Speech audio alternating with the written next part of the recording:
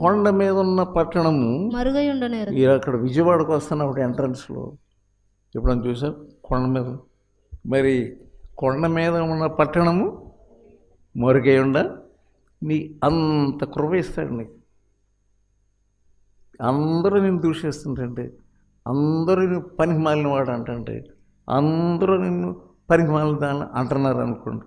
కానీ యేసయ్య ఏమంటున్నాడు చూడండి, కొండ మీద ఉన్న పట్టణము మరుగై యుండ నేరదు. అంతే, నువ్వు ప్రకాశిస్తావు.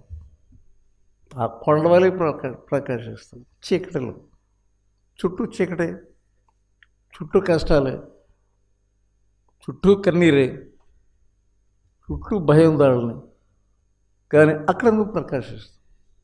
కొండ మీద ఉన్న పట్టణం ఎలాగ మరుగై ఉండనేరదో అలాగే నీ వెలిగితే చుట్టూ ఉన్న వాళ్ళందరూ చూస్తారు.